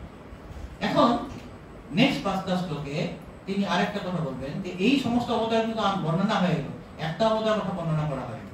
কি সেটা? বিরাট রূপ। বিরাট রূপটা কোথায় গেল? বিরাট রূপ ভগবান রূপ হয় কিনা? ভগবান অবতার হয় কিনা? বিরাট রূপ ভগবানের অবতার? তিনি বলছেন না। কেন না? দেখি আমরা। এতদ্রূপং ভগবত হি অরূপস্য চিদাত্মনঃ মায়া গুণরে বিরাসিতং মহদাদিভিরাত্মনি। জড়জগতে ভগবানের যে বিরাট রূপের ধারণা তা কল্পনা প্রসূত। জড়জগতে যে ভগবানের বিরাট রূপের ধারণা সেটা কল্পনা প্রসূত, কাল্পনিক, ইমাজিনারি। তা অল্প বুদ্ধি সম্পন্ন মানুষদের এবং নব্য ভক্তদের ভগবানের রূপ সম্বন্ধে ধারণা প্রদান করার জন্য। কিন্তু প্রকৃতপক্ষে ভগবানের কোনো প্রাকৃত বা জড় রূপ নেই। ওকে, বিরাট রূপ মানে হচ্ছে ইমাজিনারি, এটা কাল্পনিক, এবং বিরাট রূপটা হচ্ছে জড় রূপ, এটা কিন্তু আধ্যাত্মিক রূপ নয়। এর আগে যত বর্ণনা করা হয়েছে সমস্ত রূপ কিন্তু মানে অপ্রাকৃত, দিব্য। মৎস্য, কুর্ম, বরাহ, নৃসিংহ, বামন যত বলেছেন এখানে এর আগে সমস্ত রূপ কিন্তু ভগবানের দিব্য রূপ। কিন্তু যে এই বিরাট রূপের কথা এখন বলেছেন যে বিরাট রূপ কিন্তু সেই মতন দিব্য রূপ নয়, এটা ভৌতিক রূপ, জড় রূপ। দুই ধরনের বিরাট রূপের কথা বলা হয়। অ্যাকচুয়ালি শ্রীমদ্ ভাগবতে ভগবদ গীতাতে বলেছেন সেটা বিশ্বরূপ। অ্যাকচুয়ালি বিশ্বরূপে কি হয়েছে, এই বিশ্ব ব্রহ্মাণ্ডে যা কিছু আছে সমস্ত কিছুই কিন্তু তিনি ভগবান কৃষ্ণ এক জায়গায় ভিজুয়ালি দেখিয়েছিল। চাক্ষুষ অর্জুন সেটা দেখতে পেয়েছিল, সরাসরি চক্ষু দিয়ে দেখতে পাচ্ছিল যে একটা রূপ যার হাজার হাজার হাত, হাজার হাজার পা, হাজার হাজার মাথা আছে, সবকিছু তুমি এক জায়গায় দেখেছিলেন, রাইট? বিশ্বরূপ দর্শনে মনে আছে? সেটা হচ্ছে বিশ্বরূপ। এবং শ্রীমদ্ ভাগবতে এখন যে বিরাট রূপের কথা বলছেন, বিরাট রূপটা হচ্ছে একটা কাল্পনিক রূপ। এখানে কি করা হয়েছে যে জড় সৃষ্টিতে যত কিছু জিনিস আছে সমস্ত কিছুই ভগবানের দিব্য শরীরের এক একটা অঙ্গ বলে সেখানে কল্পনা করা হয়েছে, ম্যাপিং করা হয়েছে। ম্যাপিং করা বলছেন যেমন আমরা ম্যাপ আঁকি না, একটা ম্যাপ দিয়ে সেখানে এইটা পশ্চিমবঙ্গ, এটা ইন্ডিয়া, এটা দিল্লি, সেই ম্যাপটার মধ্যে আমরা এক একটা জায়গা ফিটিং করি, রাইট? ম্যাপিং করা হয়। এই ধরনের জড় সৃষ্টিতে যত কিছু জিনিস আছে সবকিছুই ভগবানের দিব্য শরীরের এক একটা অঙ্গ বলে সেখানে কল্পনা করা হয়েছে। কল্পনা। এই পরবর্তীতে আমরা দেখবো যে পাহাড় পর্বতগুলো ভগবানের হাড়, বা নদীগুলো ভগবানের নারী, বা সূর্য চন্দ্র ভগবানের চক্ষু, এইভাবে বিভিন্ন ধরনের তার একটা দিব্য শরীর কল্পনা করা হয়েছে। ক্লিয়ার? এই পর্যন্ত ক্লিয়ার আছে? এখন প্রশ্ন হচ্ছে কেন এরকম করা হলো, কেন বিরাট রূপের ধারণাটা আনা হলো? এই জন্যই আনা হয়েছে যারা অল্প বুদ্ধিমান লোক, যারা নবীন ভক্ত, যারা তাদের জড়চক্ষুর বাইরে অন্য কিছু যারা বুঝতে চায় না। অনেকে বলে না, যদি ভগবানকে আমাকে দেখাও, চোখ দিয়ে না দেখলে আমি বুঝতে পারবো না, আমি মেনে নিব না, আমি জড়জগতে দেখেছি এটাই আমি মেনে নিব। তো তাদেরকে যে ভগবান যে রূপ আছে তারা ধারণা দেওয়ার জন্য এই সমস্ত কিছু বস্তু দিয়ে ভগবানের একটা রূপের বর্ণনা করা হয়েছে। ক্লিয়ার? এই পর্যন্ত একটা রূপের বর্ণনা করা হয়েছে, কিন্তু এই রূপটা যদিও কাল্পনিক, এটা কিন্তু প্রামাণিক কল্পনা, মানে একটা বোনাফাইড ইমাজিনেশন। প্রামাণিক কল্পনা বুঝতে পারছেন? মানে এটা এমনি উড়িয়ে দিয়ে কল্পনা নয়, কেননা এটা শাস্ত্রে বর্ণনা হয়েছে, এটা ভাগবতে বর্ণনা হয়েছে। এখন কেন ভাগবতে বর্ণনা করা, কেন এটা প্রামাণিক বর্ণনা করা হয়েছে? যেমন সেটা বলতে গেলে অচিন্ত ভেদাভেদী তত্ত্বটা বলতে হবে। যেমন ভগবানের শক্তি এবং ভগবান অভিন্ন। যেমন ভগবান আছে এবং এই জড় সৃষ্টি আছে বা জীব আছে। জীব হচ্ছে ভগবানের শক্তি, রাইট? এবং ভগবান হচ্ছে শক্তিমান, বা ভগবান শক্তিমান এবং এই যে জড় সৃষ্টি যেটা হচ্ছে তার একটা শক্তি। যে জড় সৃষ্টিটাও বা জড় প্রকৃতিটাও ভগবানের একটা শক্তি। এখন শক্তি এবং শক্তিমান কিন্তু অভিন্ন। কিভাবে অভিন্ন হয়? অভিন্ন এই ধরনের হয় যে যদি শক্তিমানের যদি শক্তি না থাকে, তাহলে শক্তিমান হওয়ার কোনো মানে থাকে না। বুঝা গেল? কেউ যদি বলে আপনি শক্তিমান, কিন্তু তার কোনো শক্তিই নেই, তার শক্তিমান হওয়ার কোনো অর্থ থাকবে? শক্তিমানের যদি শক্তি না থাকে, তো শক্তিমান হওয়ার মানেটা কি হবে? তো শক্তিমানের শক্তি থাকতে হবে, এবং শক্তি যদি থাকে তাহলে শক্তিমান যে আছে সেটা আমাকে মেনে নিতে হবে। শক্তিমান ছাড়া শক্তির কোনো অস্তিত্বই থাকবে না। ক্লিয়ার? এটা শক্তিটা আসবে কোথা থেকে? শক্তিমান থেকে আসছে। তো যদি শক্তিমানের যদি অস্তিত্ব নেই, তাহলে শক্তিরও কোনো অস্তিত্ব নেই। এই প্রশ্নটা বোঝা গেছে? এই পর্যন্ত না করে সন্দেহ আছে বলুন, কেননা এটা ভালোভাবে বোঝা দরকার। আমাদের অচিন্ত ভেদাভেদ তত্ত্বটা খুব ভালোভাবে বোঝা দরকার, যে শক্তি এবং শক্তিমান অভিন্ন। কিভাবে অভিন্ন? যে শক্তি ছাড়া শক্তিমানের কোনো মূল্য নেই, এবং শক্তিমান ছাড়া শক্তিরও কোনো অস্তিত্ব নেই, রাইট? ভগবান ছাড়া মানে জীবের কোনো অস্তিত্ব নেই, এবং যদি ভগবানের শক্তি হিসেবে যদি জীব না থাকে, তাহলে ভগবানের শক্তিমত্তার কোনো মূল্য নেই। এই জন্যই শক্তি এবং শক্তিমান সবসময় একটা ইউনিট হয়ে যায়। এই জন্য শক্তি এবং শক্তিমান অভিন্ন।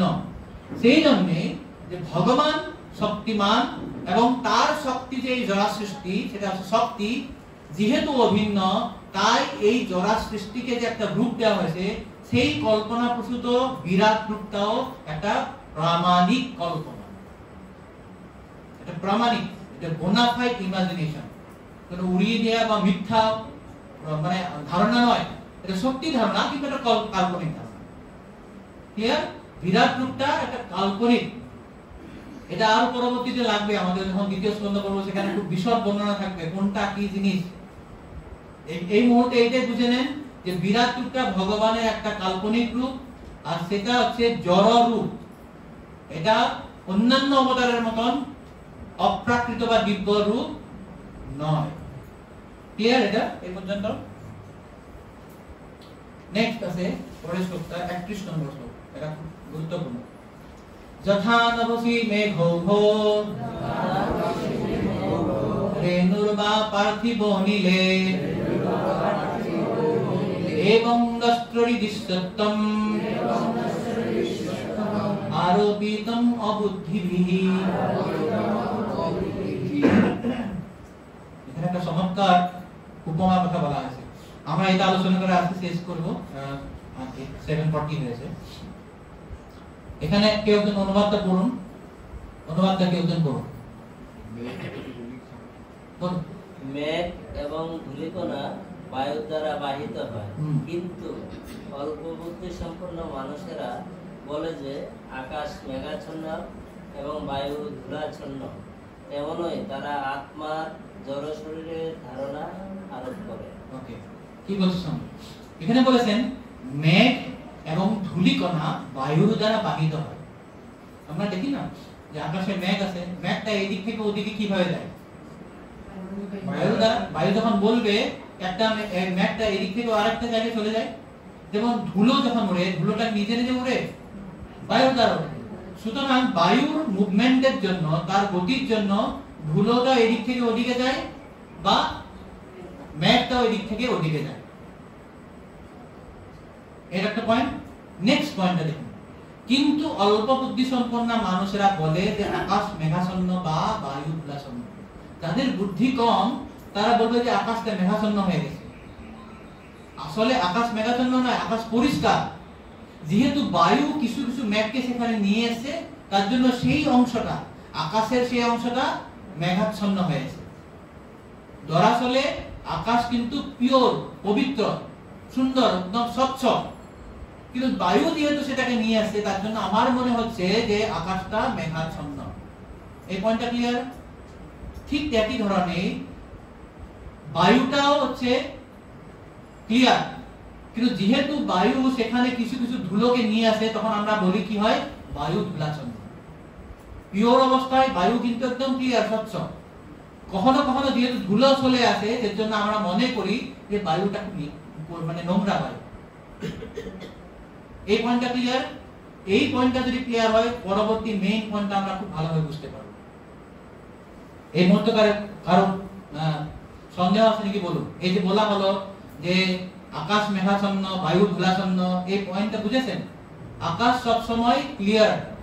কখনো কখনো বায়ু যেহেতু মেঘ নিয়ে আসে, সেটাকে বলা হয় আকাশটা মেঘাচ্ছন্ন হয়েছে। বায়ু ক্লিয়ার, কখনো কখনো যেহেতু ধুলো চলে আসে, আমরা বলি সেটা ধূলিচ্ছন্ন। তাই ঠিক একই ধরনের আত্মা হচ্ছে সব সময় চিন্ময়।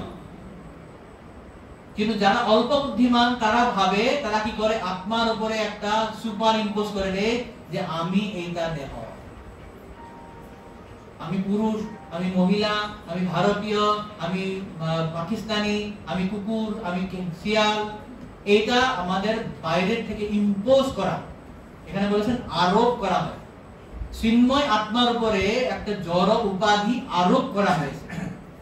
যেভাবে স্বচ্ছ আকাশের মধ্যে মেঘটা দিয়ে আরোপ করে বলা হলো যে মেঘটা, আকাশটা মেঘাচ্ছন্ন। স্বচ্ছ বায়ুটাকে ধুলো আসার জন্য বলা হলো যে বায়ুটা ধূলাচ্ছন্ন। সে একই ধরনের যারা অল্প বুদ্ধিমান লোক, তারা বলে যে এই আত্মাটা হচ্ছে একটা পুরুষ দেহ, মহিলা দেহ, ভারতীয়, কুকুর, বিড়াল, এইটা। তো আসলে আত্মার অরিজিনাল স্ট্যাটাসটা কি, প্রকৃত অবস্থা কি? চিন্ময় এবং আরো আছে, ভালো একটা ডেফিনেশন আছে। জীবের স্বরূপ হয় কৃষ্ণের নিত্যরাজ, এটা হচ্ছে জীবের একমাত্র স্বরূপ। তো মহাপ্রভু খুব সুন্দর একটা শ্লোকে বলেছেন চৈতন্য চরিতামৃতে, এই যে কয়েকদিন পরে আমাদের জুলাই মাসে রথযাত্রা আসবে, সেই রথযাত্রার সময় মহাপ্রভু সেখানে বলেছিলেন, না হং বিপ্র না সনরপতির না বিবস্য না শূদ্র না হং বর্ণী না গৃহপতি না বনস্ত জ্যোতির্বা কিন্তু প্রত্যপ্তিল পরমানন্দ পূর্ণ অমৃতাভ্যে গোপী ভর্তুর্পদ কমলয়োর দাস দাসানুদাসঃ। আমি না গৃহস্থী, না জনপতি, না রাজা, না বৈশ্য, না শূদ্র, না ব্রহ্মচারী, না গৃহস্থী, না বানপ্রস্থী, না সন্ন্যাসী। আমি কি? গোপী ভর্তুর পদকমলয়োর দাস দাসানুদাস। এটা হচ্ছে জীবের একমাত্র স্বরূপ। তো যেভাবে আকাশটা পিওরেস্ট অবস্থায়, তার কোনো ম্যাট থাকে না, বাতাসের পিওর অবস্থায় যখন ধুলো থাকে না, আত্মা যখন পিওর হয়ে থাকে, তখন সেখানে কোনো ধরনের জড় উপাধি থাকে না। আমাদের একমাত্র উপাধি হচ্ছে আমরা ভগবানের নিত্য দাস। তো প্রভুপাদ এখানে খুব সুন্দর তাৎপর্য একটা কথা লিখেছেন। দেখুন কি কথা লিখেছেন তিনি বলেছেন যে আমরা যখন রাস্তা দিয়ে একটা গাড়ি যায়, যখন নরেন্দ্র মোদী যখন রাস্তা দিয়ে যাবে, সেই যখন নরেন্দ্র মোদী যাচ্ছে, আসলে নরেন্দ্র মোদী যাচ্ছে না, গাড়িটা যাচ্ছে, গাড়িটা যায়, কিন্তু গাড়িটা দেখে বলে ও নরেন্দ্র মোদী যাচ্ছে। তো গাড়িটার মাধ্যম দিয়ে আমি নরেন্দ্র মোদীকে উপাধিটা দিচ্ছি, সেখানে আমি পরিচয় দিচ্ছি। তো একই জন্য যারা অল্প বুদ্ধি লোক, যারা বুদ্ধিমান লোক, যারা নরেন্দ্র মোদী না, গাড়ির ভিতরে নরেন্দ্র মোদী আছে, কিন্তু অল্প বুদ্ধি লোক বলে হ্যাঁ নরেন্দ্র মোদী যাচ্ছে। তো যারা অল্প বুদ্ধি লোক তারা বলে এটা মানুষ, এটা পুরুষ, এটা বিড়াল, এটা কুকুর। কিন্তু যারা বুদ্ধিমান লোক তারা কি বুঝবে, না এটা তো বাইরের একটা আবরণ, না, ভিতরে স্বচ্ছ আত্মা রয়েছে। এটাই বারবার পরবর্তীতে আমরা আলোচনা করবো। আজকে এখানে থাক, অনেক দেরি হয়েছে। কারো যদি কিছু প্রশ্ন আছে, একটার মতো প্রশ্ন, আমি ভেবেছিলাম এই পুরো সেক্টরটা শেষ করবো, কিন্তু এখনো আর 3টা সেকশন আছে। তো এই তিনটা সেকশন তাড়াতাড়ি আলোচনা করলাম না, পরবর্তীতে আমরা নিব। তো কারো কিছু প্রশ্ন বলুন। প্রভু রামভদ্রাচার্য, উনি রামানুজ সম্প্রদায়ের উনি জগৎগুরু বলে খ্যাত। উনি একটা লেকচারে বলছেন যে ইসকনের ভক্তরা কৃষ্ণকে 64 কলা বলে আর রামকে তার থেকে কম দেখায়। তো উনি মানে চ্যালেঞ্জ করছেন যে আমার সঙ্গে যুদ্ধ করুক, যে আমি দেখিয়ে দেবো যে রাম আর কৃষ্ণ সমান কলা। তো তার আমি জিজ্ঞেস করতে চাই কি তারা কি এই শাস্ত্রগুলো তারা কি পড়েনি, বা তুলসী দাসের ইয়েতে এইভাবে কি লেখা নেই যে এইভাবে তর্ক আসছে? এখন দেখুন উনি কি অ্যাঙ্গেল থেকে বা কি দিক থেকে বলছেন তা আমি জানি না। তো যতদূর আমরা গৌড়ীয় বৈষ্ণবরা জানি, আমরা কখনো কোনো সময় এই ধরনের তর্ক বিতর্কে আমরা জানি না। কারণ আমরা জানি যে, এই তো বললাম একটু আগে, আমরা যেহেতু জানি যে বিষ্ণু তত্ত্ব সব বিষ্ণু তত্ত্বে এক সমান। আলোচনা করলাম যে আমরা কখনো কোনো অবদানকে আমরা হেয় প্রতিপন্ন করবো না, কারণ আমরা জানি তারা সবাই হচ্ছে বিষ্ণু তত্ত্ব। এখানে তত্ত্বগত ভাবে কিছু পার্থক্য থাকবে, সেটা অসুবিধা নেই, কিন্তু এটা বর্ণনা করা হয়েছে যে এটা হচ্ছে একজন ব্যক্তির বিভিন্ন রূপ। যেমন প্রভুপাদ সুন্দর বলেছেন যে হাইকোর্ট জাজ যখন তিনি হাইকোর্টে যান, তিনি একটা রসে সেখানে কার্য করেন, যেটা হচ্ছে ঐশ্বর্য রস নিয়ে। কিন্তু সেই হাইকোর্ট জাজ যখন বাড়িতে ফিরে আসবেন, তখন তিনি সব জামা কাপড় ফেলে দিয়ে তিনি নাতির সঙ্গে খেলা করবেন, নাতি ওর ঘাড়ে উঠবে, হাতিয়ে খেলবেন, ঘোড়া খেলবেন, তখন মাধুর্য রসটা আস্বাদন করেন। তো একই ভগবানেশ্বর ভগবান, তিনি হচ্ছে রস বৈশ, তিনি সমস্ত রসের উৎস, সমস্ত রস আস্বাদন তিনি করতে পারেন। এটা আমি আলোচনা করলাম না, যেমন মোল্লা নাম নৃনাম, যে একই কৃষ্ণ ভগবান একই সঙ্গে যুগপৎ বিভিন্ন লোকের সঙ্গে বিভিন্ন রস আস্বাদন। তো ভগবান তিনি এক সময় যে রসটা আস্বাদন করে সেইভাবে তিনি করবেন। যে রাম ভক্ত, তিনি যে রামের প্রতি যে এত তার নিগুড় ভক্তি আছে, তার সঙ্গে এইভাবে আদান প্রদান করবেন। যে তাকে কুর্ম বলে মানে তার উপাসনা করতে চান, কুর্ম রূপে তাকে রস আস্বাদন করাবেন। যে কৃষ্ণ রূপে করতে চান, তার কৃষ্ণ রূপে করাবেন। এদের কোনো অসুবিধা নেই। তত্ত্বগতভাবে রাম কৃষ্ণ সমস্ত হচ্ছে বিষ্ণু তত্ত্ব, কোনো পার্থক্য নেই। কিন্তু তত্ত্বগতভাবে সেখানে কিছু পার্থক্য আছে। যেভাবে হাইকোর্ট জাজ বাড়িতে থাকলে যেটা অবস্থা আর পড়তে গেলে যেটা অবস্থা, যেটা তফাৎ আছে, একই ধরনের যে কৃষ্ণ যে মাধুর্য রাস আস্বাদন করে, বিষ্ণু ঐশ্বর্য রাস আস্বাদন করে, এটা রসের তফাৎ। বস্তুত ব্যক্তিগতভাবে কোনো পার্থক্য নেই। বিষ্ণু এবং আমরা দেখবেন প্রভুপাদ অনেক সময় বলে বিষ্ণু কৃষ্ণ একই। কেন বলেন? এটা হচ্ছে বস্তুত ব্যক্তিগতভাবে একই ব্যক্তি, কিন্তু রস যখন আস্বাদন করার কথা আসবে সেখানে তারতম্য হবে। বিষ্ণু তিনি রস যখন আস্বাদন, তিনি মাধুর্য রস তিনি কাউকে দিবেন না। মাধুর্য রস যদি আমাকে নিতে হয় তাহলে আমি গোলক বৃন্দাবনে যেতে হবে। কিন্তু যে ব্যক্তি ঐশ্বর্য ভাবে থাকতে চায়, তো তখন সে বৈকুণ্ঠ ধামেই থাকবে। কিন্তু বিষ্ণু এবং কৃষ্ণ তত্ত্বগতভাবে একই ব্যক্তি। এখন তিনি কিভাবে কি শাস্ত্র পড়েছেন, কি বলেছেন, সেটা তো আমরা বলতে পারি। কিন্তু যতদূর আমার গৌড়ীয় বৈষ্ণব আছে, আমরা এই তত্ত্বগত আমরা অত্যন্ত ক্লিয়ার, স্পষ্ট যে কৃষ্ণ এবং বিষ্ণু তত্ত্ব এক, এর মধ্যে কোনো পার্থক্য নেই। রসের তারতম্য আছে। এটাকে যদি আমরা বুঝতে না পারি, তখন আমরা বলি অচিন্ত ভেদাভেদ তত্ত্ব। বাস এটাই আমাদের অচিন্ত ভেদাভেদ তত্ত্ব। কিভাবে এক ব্যক্তি এবং পার্থক্য কিভাবে ভেদ কিভাবে করতে পারে, এটা হচ্ছে অচিন্ত ভেদাভেদ তত্ত্ব। এটা আমি বলছি না, সবাই বলছে। কেউ জিজ্ঞাসা করুন। আর কারো কিছু প্রশ্ন? কি কারণে মানে জপের রুচি কমে যায়? কি কারণে জপের রুচি কমে যায়? প্রথম হচ্ছে যখন আমার অনর্থ থাকবে, অপরাধ করব, তখনই আমার জপের প্রতি রুচি হবে না। আমার যদি অপরাধ হয় কারো প্রতি, অপরাধ আমি জেনে শুনেই করি বা যেভাবেই করি, আমি কালকে একটা ক্লাস শুনেছিলাম মনে হয়, শ্রীমৎ স্বয়ং ভগবান কেশব স্বামী মহারাজ মাধুর্য পদমিনী ক্লাসে বর্ণনা করেছিলেন স্বয়ং ভগবান কেশব মহারাজ। তো তিনি বলেছেন যে আমরা অনেকেই জানি না যে আমরা অপরাধ করছি, কিন্তু তার লক্ষণ বা সিমটম দিয়ে বোঝা যায় আমরা যে অপরাধ করছি। সিমটমটা কি? জপে রুচি হয় না, শাস্ত্র অধ্যয়নে রুচি হয় না, ভক্ত সঙ্গ করতে রুচি হয় না, ভাগবত কথা শুনতে যাওয়া রুচি হয় না। তাহলে বুঝতে হবে তাহলে আমার কোথাও অপরাধ হয়েছে। তো সেটার প্রতিকার রূপে তিনি বলেছেন, যদি আমি জানি কারো কাছে অপরাধ করেছি, স্বয়ং গিয়ে সেখানে গিয়ে ওনার পায়ে পড়ে প্রণাম করা উচিত। যদি আমি সেটা করতে না পারি, তিনি বলেছেন খুব স্মার্টলি যে আজকাল তো স্মার্টফোনের দিন না, আপনি একটা হোয়াটসঅ্যাপ পাঠিয়ে দেন, একটা মেইল করে দেন, প্রভু আই এম ভেরি সরি, আমি আপনার স্মরণে অপরাধ করেছি, প্লিজ আমাকে ক্ষমা করুন। একবার, দুবার করুন, তিনবার করুন। তো ভক্তরা তো দয়া হয়, 100 মিনিট প্রার্থনা মানে আপনি শুনবেন। আর যদি তাও না হয়, শেষ একটা উপায় আছে, আমাদের নবদ্বীপে একটা শ্রীপাদ আছে, অপরাধ ভঞ্জন। সেখানে গিয়ে 1 রাত থাকতে হবে, আপনার অপরাধ ভঞ্জন।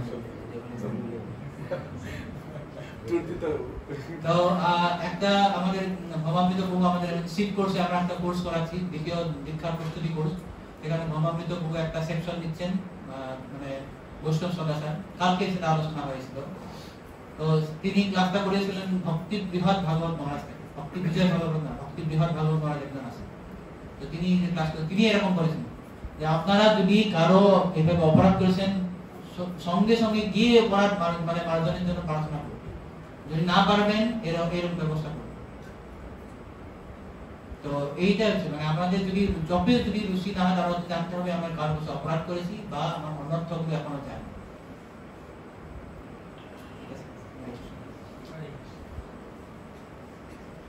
আরো কিছু প্রশ্ন, মন্তব্য? অংশ কলা, এটা বললাম। অংশ হচ্ছে আমার হাত, যেমন আমার হাত পুরো শরীর তার। হ্যাঁ, রাম হচ্ছে অংশ। রামাদি মূর্তিসু কলা নিয়মে নদিষ্টম। প্রভুপাদ একবার বলেছে সেখানে যে কলা বলেছেন।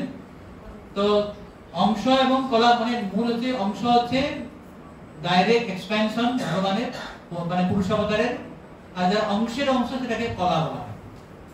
তো রামকে কলা বলা হয়েছে, রামাদি মূর্তিসু কলা নিয়মে নদিষ্টম। তত্ত্বগত ভাবে আমরা এত বোঝার দরকার নেই, তত্ত্বগত বুঝতে হবে যে তারা সবাই বিষ্ণু তত্ত্ব। সেখানে কিছু কিছু রস বা কিছু কিছু শক্তি সেখানে কম বেশি পরিমাণ তারতম্য থাকে। প্রভুপাদ এখানে তাৎপর্য বলেছেন একটা কথা আপনি দেখবেন, সেই শক্তি বা সেই রসটা তিনি সেখানে দেন, যতটুক সেখানে পরিমাণ সেইটুকুই তিনি দেন, যতটুক পরিমাণে দরকার ততটুকুই তিনি দেন। এখানে প্রভুপাদ বলেছেন, হ্যাঁ 198 পেজে এখানে বলেছেন, তেমনি ভগবানের বিভিন্ন অবতারের সীমিত শক্তি প্রদর্শন করেন, কেননা সেই বিশেষ সময়ে ঠিক ততটুকু শক্তি প্রকাশ করার প্রয়োজন। যতটুকু শক্তি দেখানো দরকার, প্রয়োজন প্রকাশ করা দরকার, ততটুকু গিয়ে উনি করবেন।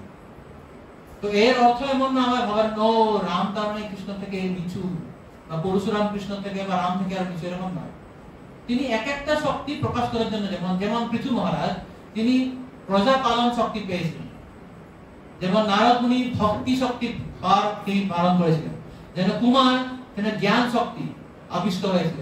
তো এক একটা শক্তি প্রকাশ করার জন্য ভগবান এক একজন অবতারকে পাঠান।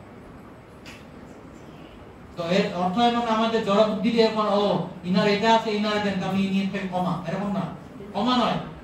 সব সময় তিনি আছে, কিন্তু তিনি এক একটা খালি মানে শক্তি প্রকাশ করেছেন, যেটা সেইখানের জন্য প্রয়োজনীয়। ক্লিয়ার? আরো কিছু প্রশ্ন বলো। রামের কয়টি গুণ আছে? কয়টি গুণ নাম্বার আমি বলতে পারবো না, আমার দেখতে হবে, জানা নেই। কেউ যদি জানেন 60 মানে ও হিসেবে বলেছেন। হ্যাঁ, বিষ্ণু তত্ত্ব হিসেবে 60, মানে কৃষ্ণ 64, ওনার 60, মানে সমস্ত বিষ্ণু তত্ত্ব 60টা গুণ।